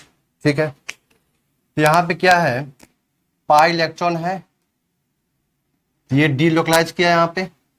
तो देख लेना है कि कंजुगेटेड सिस्टम है ना, तो पाई sigma positive charge conjugated system है। तो यहाँ पे अगला क्या बनेगा इसका, देखिए ध्यान से, यहाँ पे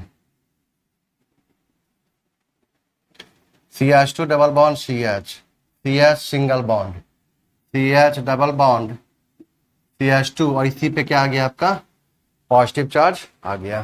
ठीक है, फिर पाई सिग्मा पॉजिटिव, फिर रेजोनेंस किया यहाँ पे। तो यहाँ बताइए क्या हो गया, CH2 पे positive charge, single bond CH double bond CH, CH double bond CH2। ये इसका क्या हो गया, 3 पूछा जाएगा। इसमें बताइए कितने रेजोनेटिंग स्ट्रक्चर, इसको भी काउंट करेंगे जो दिया हुआ है। यहाँ पे क्या हो गया, 3 रेजोनेटिंग स्ट्रक्चर। और हमें यहाँ पे क्या बनाना है, इसका रेजोनेंस हाइब्रिड स्ट्रक्चर, RHS। क्या करना है, जो डीलोकलाइज कर रहा है उसको छोड़ दीजिए। कौन कौन कर रहा है, पाई इलेक्ट्रॉन देखे ध्यान से, और पॉजिटिव को छोड़ देना है। यहाँ पे क्या है, CH2 सिंगल बॉन्ड होगा, CH सिंगल बॉन्ड, फिर CH सिंगल बॉन्ड, फिर CH सिंगल बॉन्ड, CH2। ठीक है ना। अब यहाँ पे क्या है, ये बोला डबल बॉन्ड, यहाँ पे सिंगल बॉन्ड, तो यहाँ पे क्या आ जाएगा, पार्शियल डबल बॉन्ड। ये सिंगल बॉन्ड, सिंगल बॉन्ड, यहाँ पे क्या है, डबल बॉन्ड, तो पार्शियल डबल बॉन्ड। फिर यहाँ भी क्या आ जाएगा, पार्शियल डबल बॉन्ड, चेक कर लीजिए। और यहाँ पे क्या आ जाएगा आपका, पार्शियल पॉजिटिव चार्ज, फिर यहाँ पे आ जाएगा पार्शियल पॉजिटिव चार्ज, फिर यहाँ पे आ जाएगा क्या, पार्शियल पॉजिटिव चार्ज। देखिए ध्यान से, यहाँ पे यहाँ पॉजिटिव चार्ज है, यहाँ पे नहीं है, तो क्या हो जाएगा, पार्शियल पॉजिटिव चार्ज। फिर यहाँ पे चेक कीजिए, यहाँ पे नहीं है, यहाँ पे है, यहाँ पे नहीं है, तो पार्शियल पॉजिटिव चार्ज। फिर यहाँ पे चेक कीजिए। क्लियर यहाँ तक, ठीक है ना। हम लोग यहाँ पे एग्जाम्पल थर्ड लेते हैं।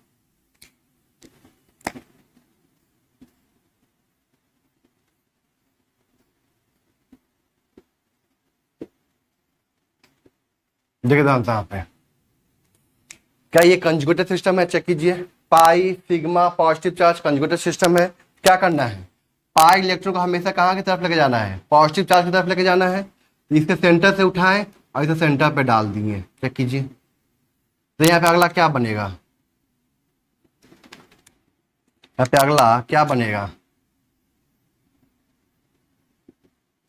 यहाँ पे क्या आ जाएगा आपका, डबल बॉन्ड CH2, और यहाँ पे क्या आ जाएगा आपका, पॉजिटिव चार्ज, फिर डबल बॉन्ड, फिर डबल बॉन्ड। ठीक, फिर ये रेजोनेंस करेगा, देखिए ध्यान से, पाई सिग्मा पॉजिटिव, तो पाई सिग्मा पॉजिटिव, चेक कीजिए। तो रेजोनेंस किया यहाँ पे, देखिए ध्यान से, यहाँ पे CH2 डबल बॉन्ड, यहाँ पे डबल बॉन्ड, यहाँ पे डबल बॉन्ड, यहाँ पे क्या आ जाएगा, पॉजिटिव चार्ज। ठीक है, फिर रेजोनेंस किया यहाँ पे, pi sigma positive charge, centre to centre चले गए यहाँ पे हम लोग। ठीक है ना। बताइए यहाँ पे क्या बनेगा, CH2 डबल बॉन्ड। ठीक है, यहाँ पे आ जाएगा क्या, डबल बॉन्ड, डबल बॉन्ड, और यहाँ पे क्या आ जाएगा, पॉजिटिव चार्ज। ठीक है, फिर यहाँ पे क्या हो जाएगा, पाई सिग्मा पॉजिटिव, रेजोनेंस कर गया यहाँ पे। तो यहाँ पे क्या बना, CH2 पे positive charge, double bond double bond double bond. यहाँ पे कितना बना, रेजोनेटिंग स्ट्रक्चर 5। चेक कीजिए, क्या ये और ये सेम है कि डिफरेंट है, चेक कीजिए पहले तो।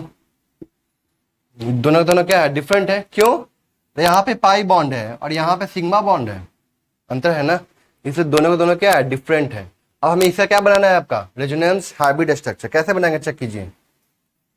रेजोनेंस हाइब्रिड स्ट्रक्चर क्या करना है, CH2 सिंगल बॉन्ड, और इस तरह से बना दे, कोई दिक्कत है यहाँ तक। यहाँ पे सिंगल बॉन्ड, वहां पे सब में डबल बॉन्ड है, तो मतलब यहाँ पे क्या आ जाएगा, पार्शियल डबल बॉन्ड। यहाँ भी क्या आ जाएगा, पार्शियल डबल बॉन्ड। यहाँ भी क्या आ जाएगा, पार्शियल डबल बॉन्ड। सब में आ जाएगा ना पार्शियल डबल बॉन्ड। यहाँ पे क्या आ जाएगा आपका, पार्शियल पॉजिटिव चार्ज, यहाँ भी पार्शियल पॉजिटिव चार्ज, यहाँ भी पार्शियल पॉजिटिव चार्ज, और यहाँ भी क्या आ जाएगा आपका, पार्शियल पॉजिटिव चार्ज। चेक कीजिए यहाँ पे, कोई दिक्कत यहाँ तक क्लियर है। चलिए आप लोग बना के दिखाइए यहाँ पे।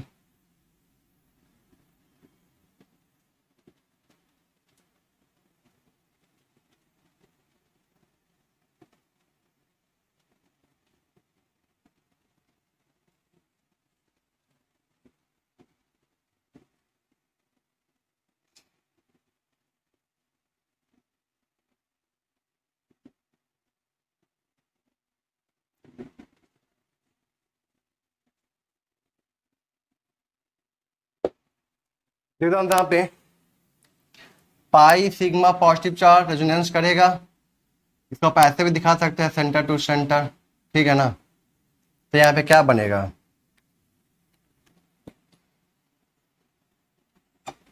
यहाँ पे आ जाएगा डबल बॉन्ड, और यहाँ पे क्या आ जाएगा आपका, पॉजिटिव चार्ज। ठीक है ना। फिर यहाँ पे क्या आएगा आपका, centre to centre, pi sigma positive, centre to centre. यहाँ पे तीसरा क्या बनेगा, यहाँ पे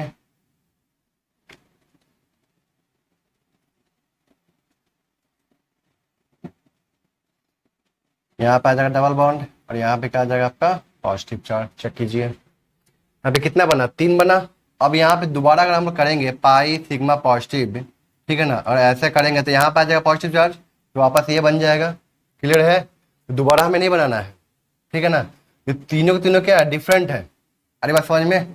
यहाँ पे कितना बना, 3 रेजोनेटिंग स्ट्रक्चर। अब हम लोग क्या बनाएंगे यहाँ पे, रेजोनेंस हाइब्रिड स्ट्रक्चर। तो क्या होगा यहाँ पे, देखिए ध्यान से, यहाँ पे यही ना है। यहाँ पे डबल बॉन्ड, यहाँ पे सिंगल बॉन्ड, तो पार्शियल डबल बॉन्ड।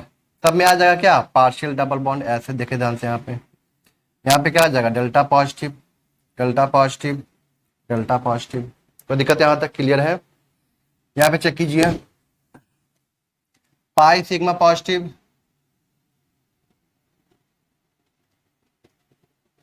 यहाँ पे क्या बना, देखिए ध्यान से, यहाँ पे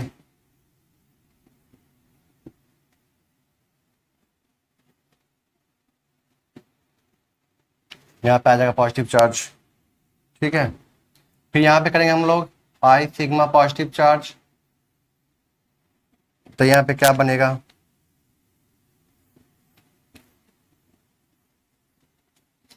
यहाँ पे आ जाएगा डबल बॉन्ड। यहाँ पे डबल बॉन्ड पहले से है, यहाँ भी है, और यहाँ पे क्या आ जाएगा पॉजिटिव चार्ज। फिर पाई सिग्मा पॉजिटिव, देखिए ध्यान से, यहाँ पे पाई सिग्मा पॉजिटिव,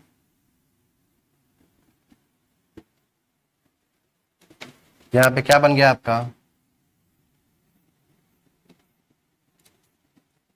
यहाँ पे क्या आ गया, positive charge, double bond, double bond, double bond,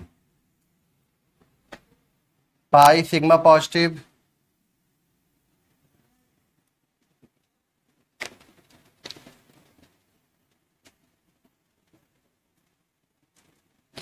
यहाँ पे आ गया क्या, पॉजिटिव चार्ज। यहाँ पे क्या आ गया, double bond, double bond, double bond. फिर पाई सिग्मा पॉजिटिव है, देखिए जानते हैं यहाँ पे,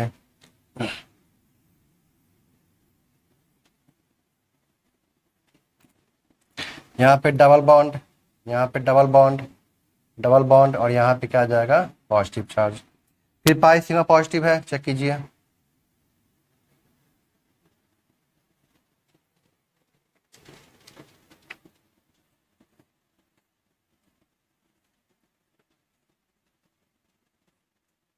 positive charge, double bond, double bond, double bond. फिर यहाँ पे पाई सिग्मा पॉजिटिव, चेक कीजिए यहाँ पे,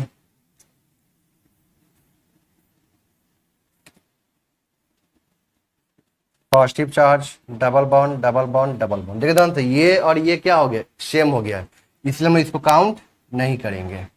तो यहाँ पे कितना बना, 2, 2 4, 2 6 और 1 7। यहाँ पे कितना बना, 7 रेजोनेटिंग स्ट्रक्चर। हम इसे बनाना चाहे क्या, रेजोनेंस हाइब्रिड स्ट्रक्चर, तो क्या बनाएंगे, वो तो आसान है बनाना, क्या कोई टफ है क्या।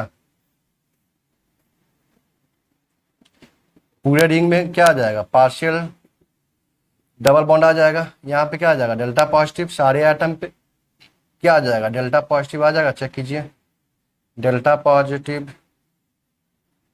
तो दिक्कत यहाँ तक क्लियर है। यह बनाइए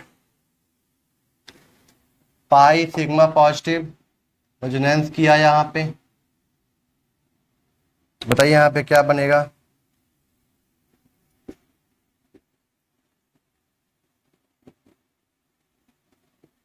CH पे positive, CH double bond, CH2। फिर पाई सिग्मा पॉजिटिव, फिर रेजोनेंस किया, तो यहाँ पे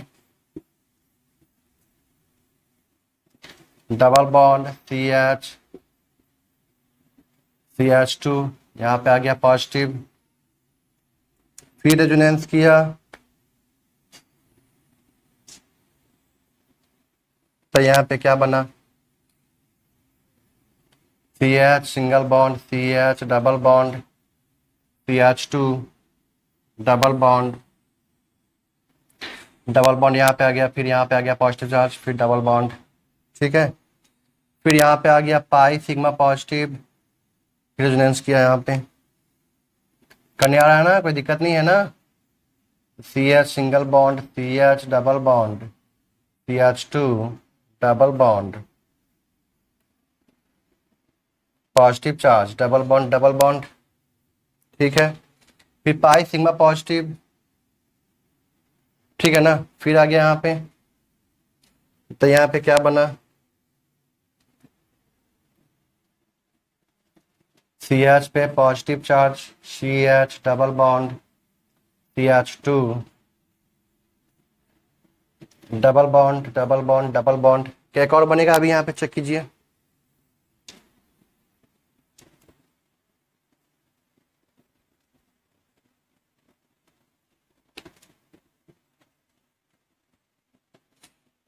देखो ध्यान से यहाँ पे,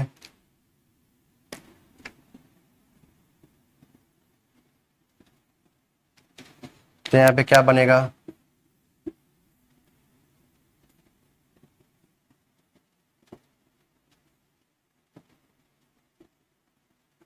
CH double bond, CH CH2 पे पॉजिटिव। अरे बात समझ में, कितना बना, 1 2 3 3 4 5 6 और यहाँ पे 7। और ये बात कहिए सर ये और ये सेम है, सेम नहीं है, डिफरेंट है, तो दिक्कत यहाँ तक। यहाँ पे कितना बना, 7 रेजोनेटिंग स्ट्रक्चर। अब क्या बनाना है हमें यहाँ पे, रेजोनेंस हाइब्रिड स्ट्रक्चर। तो क्या हो गया यहाँ पे, CH single bond, CH single bond, CH2,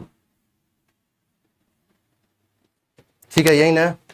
और यहाँ पे क्या जाएगा आपका, partial double bond, partial double bond, partial double bond आ जाएगा यहाँ पे, चेक कीजिए। Delta positive, delta positive, delta positive, delta positive और डेल्टा पॉजिटिव, चेक कीजिए इसको। अब देखो कौन था यहाँ पे, इसमें पाई सिग्मा पॉजिटिव रेजोनेंस करेगा, ऊपर भी कर सकता है, कोई दिक्कत नहीं है, करवा दिया। यहाँ पे डबल बॉन्ड आ गया, ठीक है, यहाँ पॉजिटिव था पहले से, यहाँ पे आ गया पॉजिटिव। फिर रेजोनेंस किया, चेक कीजिए, डबल बॉन्ड यहाँ पे आ गया, पॉजिटिव यहाँ पे आ गया, पहले से यहाँ पे था। फिर रेजोनेंस किया, यहाँ पे डबल बॉन्ड आ गया और यहाँ पे पॉजिटिव आ गया, यहाँ पे आ गया पॉजिटिव। फिर से वापस रेजोनेंस किया।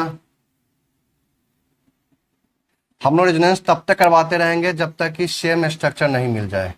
वेदांत से सेम मिल गया यहाँ पे, इसको हम लोग काउंट नहीं करेंगे। तो यहाँ पे कितने हुए टोटल स्ट्रक्चर, 4। यहाँ पे कितने होंगे, 4 रेजोनेटिंग स्ट्रक्चर। तो दिक्कत यहाँ तक क्लियर है। यहाँ पे कितना बना, यहाँ पे 4 रेजोनेटिंग स्ट्रक्चर बना। हम यहाँ पे क्या बनाएंगे, इसका रेजोनेंस हाइब्रिड स्ट्रक्चर। कैसे बनाएंगे देखिए ध्यान से। यहाँ पे तो रिंग के अंदर क्या होगा, पाई इलेक्ट्रॉन डीलोकलाइज करेगा और सब पे क्या आ जाएगा, डेल्टा पॉजिटिव आ जाएगा, चेक कीजिए, ठीक है। तो ये था आपका क्या, पाई sigma positive charge. Positive charge मतलब जिसके पास में वैकेंट एटॉमिक ऑर्बिटल प्रेजेंट है। अब देखिए ध्यान से यहाँ पे, अब देखिए ध्यान से यहाँ पे, मैंने यहाँ पे लिखा था एक चीज कि atom having positive charge must have vacant atomic orbital, ठीक है ना। यहाँ पे चीज क्या लिखा था यहाँ पे कि atom having positive charge must have vacant atomic orbital. यहाँ पे देखिए यहाँ पे CH2 double bond, CH NH3 positive, यहाँ पॉजिटिव चार्ज है, बट इस एटम के पास में नो वैकेंट एटॉमिक ऑर्बिटल। कैसे, ये जो नाइट्रोजन है वो कितना बॉन्ड बनाया हुआ है चेक कीजिए, 1 यहाँ पे 3 यहाँ पे H के साथ में 4 बॉन्ड बनाए हुए हैं। हम लोग जानते हैं नाइट्रोजन का इलेक्ट्रॉनिक कन्फर्मेशन क्या होता है, 1s2 2s2 2p3 होता है, S में 2 इलेक्ट्रॉन होता है,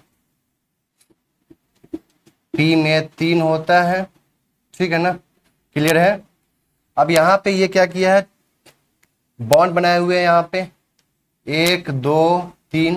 क्या यहाँ पे बताइए कोई भी एक वैकेंट एटॉमिक ऑर्बिटल है क्या? क्या यहाँ पे कोई भी ऑर्बिटल क्या वैकेंट है? नहीं है। मतलब यहाँ पे पॉजिटिव होते हुए भी यहाँ पे रेजोनेंस नहीं होगा। हम यहाँ पे क्या बोलेंगे?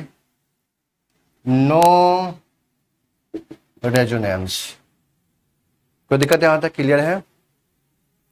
और एग्जाम्पल यहाँ पे देखिए ध्यान से, CH2 double bond CH OH2 पे पॉजिटिव। यहाँ भी चेक कीजिए, यहाँ पे इस बात में क्या होता है? एक लोन पे इलेक्ट्रॉन होता है।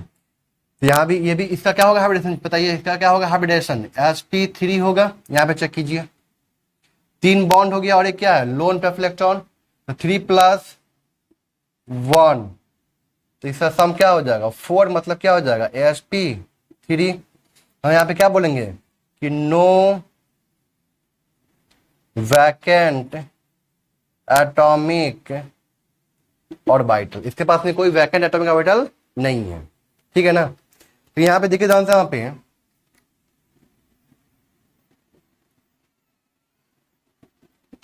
मैं यहाँ पे ले रहा हूं Pr3 पॉजिटिव।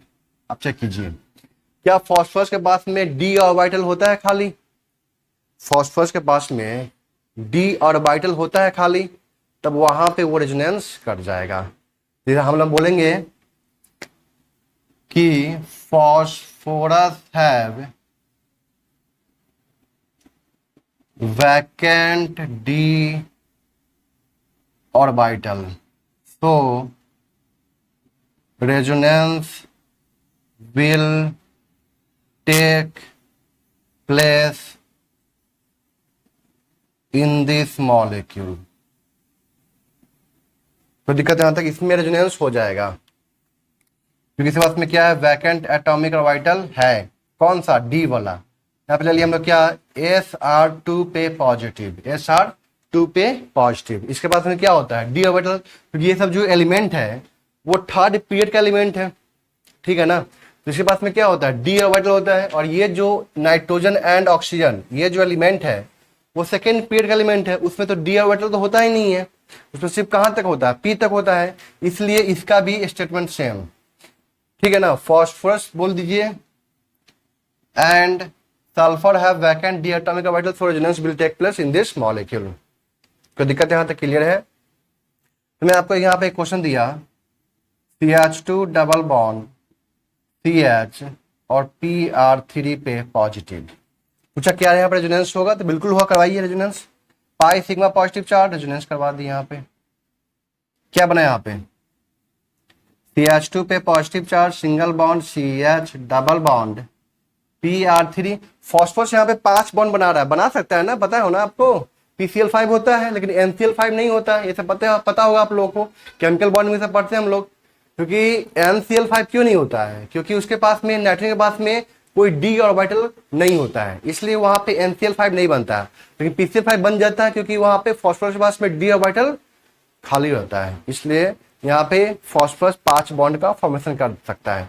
जब यहाँ पे रेजोनेंस करवाइएगा ना, तो यहाँ पे नाइट्रोजन क्या हो जाएगा? 5 बॉन्ड का फॉर्मेशन कर देगा। तो 5 बॉन्ड तो नाइट्रोजन बना ही नहीं सकता है, इसलिए यहाँ पे हम लोग बोलेंगे कोई रेजोनेंस नहीं होगा। क्लियर है? जो देखिए ना, इसके पास में क्या कोई भी ऑर्बिटल खाली है लेने के लिए? इलेक्ट्रॉन नहीं है, बट उसके पास में डी होता है। फॉस्फोरस का पता है ना इलेक्ट्रॉनिक कॉन्फ़िगरेशन? फॉस्फोरस सल्फर क्या होता है? 1s2 2s2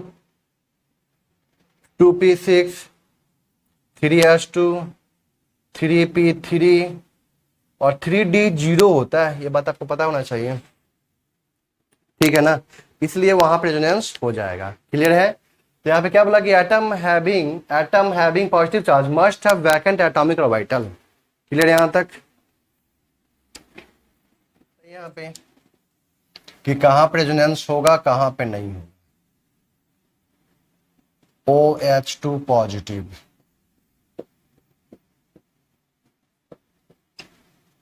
NH3 पॉजिटिव,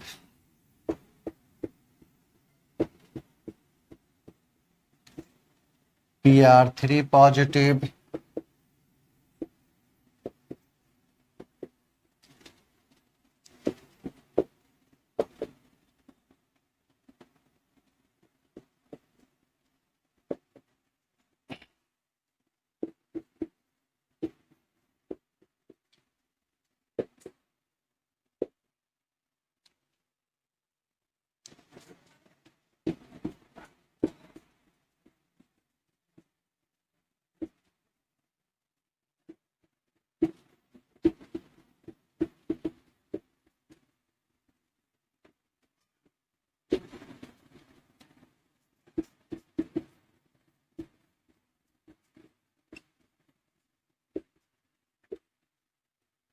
तो ये कहाँ पे होगा, कहाँ पे नहीं होगा। फर्स्ट चार्ज है बट यहाँ पे रेजोनेंस नहीं होगा क्योंकि सेकेंड पीरियड का एलिमेंट है। पॉजिटिव है बट ये यहाँ पे रेजोनेंस नहीं होगा क्योंकि सेकेंड पीरियड का एलिमेंट है। पॉजिटिव है बट ये थर्ड पीरियड का है, यहाँ पे रेजोनेंस हो जाएगा। पॉजिटिव है बट यहाँ पे ये थर्ड पीरियड का एलिमेंट है, यहाँ पे रेजोनेंस हो जाएगा क्योंकि इसके बाद में क्या होगा, वैकेंट डी एटॉमिक ऑर्बिटल। ठीक है ना। Pi sigma sigma positive, conjugated system ही नहीं है। पाई सिग्मा पॉजिटिव होता है conjugated system, pi sigma positive. But ये क्या है, पाई सिग्मा सिग्मा पॉजिटिव, इसलिए ये कंजुगेटेड सिस्टम ही नहीं है। अब देख जानते, पाई सिग्मा पॉजिटिव चार्ज है, कंजुगेटेड सिस्टम है, यहाँ पर रेजोनेंस हो जाएगा। यहाँ पे चेक कीजिए, यहाँ बताइए, पाई सिग्मा सिग्मा पॉजिटिव, पाई sigma sigma positive, conjugated system नहीं है। क्लियर है यहां तक? क्या बताइए, पाई सिग्मा पॉजिटिव कंजुगेटेड सिस्टम है। क्लियर है यहां तक? सारी बात समझ में? नोट कीजिए। देखो यहां पे क्या होता है, due to resonance positive charge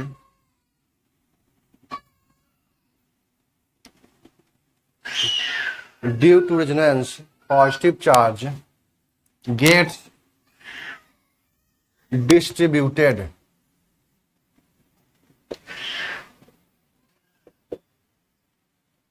due to resonance क्या होता है कि पॉजिटिव चार्ज क्या होता है, वो डिस्ट्रीब्यूट कर जाता है। हम लोग बोलते हैं सो, हम लोग क्या बोलते हैं यहाँ पे, सो चार्ज डेंसिटी, ठीक है ना, डिक्रीजेज एंड हेंस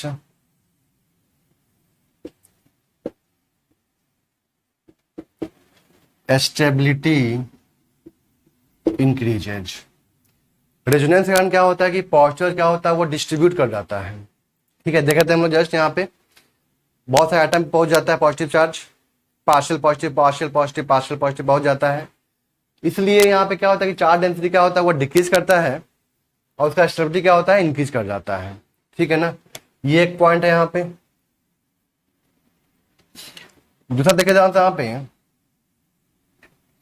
और यहाँ पे क्या है, R C double bond O CH2 पे पॉजिटिव चार्ज है। ठीक है, देखने से क्या लग रहा है कि यहाँ पे पाई सिग्मा पॉजिटिव चार्ज है, रेजोनेंस होना चाहिए, करवाया मैंने यहाँ पे रेजोनेंस। यहाँ पे क्या बना, RCO पे पॉजिटिव डबल बॉन्ड CH2। अब देखिए ध्यान से, यहाँ पे जो आपने यहाँ पे रेजोनेटिंग स्ट्रक्चर ड्रॉ किया है, वो ये क्या है आपका, highly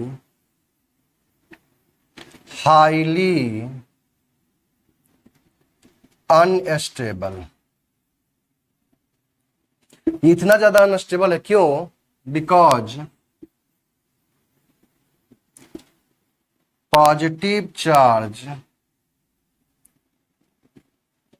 is present on more electronegative atom। ठीक है ना, ये क्या होगा, ये बनेगा नहीं, ये रेजोनेंस करेगा ही नहीं। ठीक है ना, यहाँ पे क्या बोलते हैं कि नॉट फॉर्म्ड, ये बनता ही नहीं। कोई दिक्कत यहाँ तक क्लियर है? हम लोग बोलेंगे ध्यान से, हम लोग बोलेंगे यहाँ पे कि नो रेजोनेंस, मतलब इस मॉलिक्यूल में कोई रेजोनेंस नहीं होगा, क्योंकि रेजोनेंस करने के लिए, रेजोनेंस होने के लिए कम से कम हमारे पास में 2 एक्सेप्टेबल फॉर्म होना चाहिए। कम से कम क्या होना चाहिए, 2 एक्सेप्टेबल फॉर्म होना चाहिए रेजोनेटिंग स्ट्रक्चर का। बट यहाँ पे तो है ही नहीं 2, ये तो बनेगा ही नहीं, तो थोड़े बोलेंगे इसमें रेजोनेंस हो जाएगा। अरे बात समझ में, हम लोग यहाँ पे ये नहीं बोल सकते कि इसमें रेजोनेंस हो जाएगा, क्योंकि इसका जो दूसरा फॉर्म है वो बन ही नहीं पा रहा है। वो क्या है, हाईली अनस्टेबल है। बताया था अभी जस्ट ना, इसको एक्सेप्ट नहीं करते हैं। क्लियर है, इसको हम लोग एक्सेप्ट नहीं करेंगे। Not accepted as the